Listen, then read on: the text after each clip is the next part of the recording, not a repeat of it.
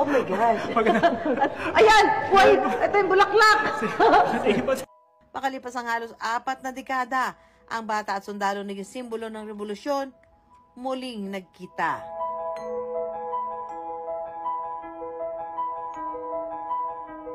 Tumatayo naman ang balahibo ko dito sa pagtatakbo ito. Parang gusto ko maiyak. Nakakaiyak naman to. Bakit ka ando doon? Batang-bata ka. Opo.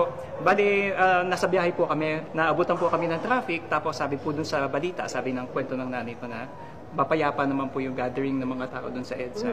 Bumaba na lang kami, makiisa kami sa mga tao. Tapos, nawala po ako sa site nung parents ko po, nawala ako. Nakita nila, malayo na ako, nag-aabot ako ng flowers sa ground. Tapos, inaabot ko po yung bulaklak sa mga sundalo. At talaga? At yun po yung aktong nakunan po ng asawa ko ni Ma'am Marty. Nare-recollect ko na lang po habang lumalaki ako, napakagandang pangyayari po pala yung nangyari noong 1986. Si Tatay Mario, walang pagsidla ng tuwa. Siyempre masaya ako dahil nakita ko, ma'am. Kasi that time, nung nangyari yun, nung sa EDSA, 26 years old ako, kasi 3 years old. Oo nga, oo. Tapos, tinanggap mo naman yung inabot niya sa bulaklak, di ba? Opo.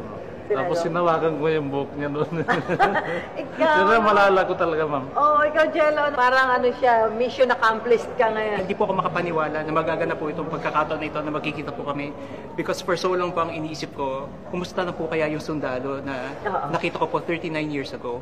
Ang unang fear ko po noon, buhay pa po kaya siya. Oo. Di ba po? Kasi anything can happen po, sundalo po yun. May chance pa kaya na magkita kami. Parang tatay mo yung nakita mo. Ano? Opo. At yun lang yun.